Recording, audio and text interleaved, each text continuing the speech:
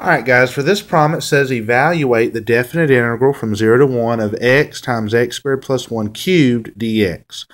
Alright, so for this one I would want to evaluate the definite integral using the fundamental theorem of calculus, so I'd have to find an antiderivative. However, we don't really have a rule for this type of situation where you have a function times another function. It's like a composition of functions. So this is going to be one of those times when we're going to have to use something called a U substitution, where you're going to look for that pattern where you're going to set one part of the integral equal to U, and then hopefully take the derivative of that value for U, and it will equal the other component of the integral. Typically what you want to try and do is anything that you have raised to a power, in this case you see the x squared plus 1 is raised to a power of 3, we're going to try and let that equal U. So what if we let U equal x squared plus 1? Well, if I took the derivative of U, that would be equal to 2x dx. Well, if you notice, we've almost got that exactly in my integral, right? 2x dx. We have the x, we have the dx. The only thing that's missing is the 2. Well, we can easily insert a constant of 2 into the integral. However, you have to balance that out by putting the reciprocal of that outside of the integral.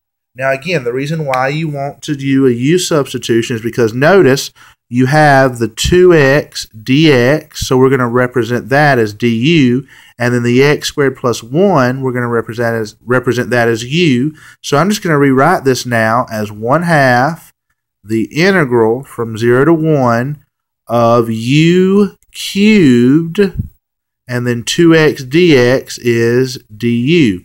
So remember, the reason why we do a U substitution is because we take a more complex integral and we break it down to something that's simple to use the power rule for. So power rule says I'm just going to add 1, so that's going to be u to the 4th.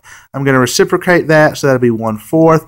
And don't forget about the 1/2 that you put out in front. We're not going to have to put plus c because this is a definite integral, but I do need to clean it up. It's going to be 1/8. And then also, guys, remember, you're not going to leave this as u. You're going to replace that u back with the x squared plus 1. So I'm going to have x squared plus 1 raised to the 4th.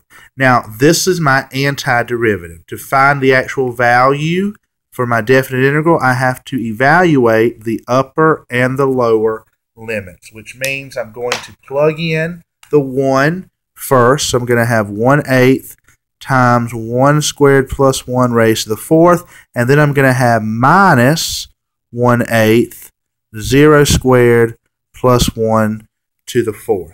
And we're going to do some arithmetic here. 1 squared is 1, 1 plus 1 is 2, 2 to the 4th is 16, 16 divided by 8 is 2, 0 squared is 0, plus 1 is 1, 1 to the 4th is 1, 1 times 1/8 is 1/8, so that gives me 2 minus 1/8, and so if I do my arithmetic correctly, hopefully, that'll be 15/8, and so that would be the value of the definite integral, 15/8.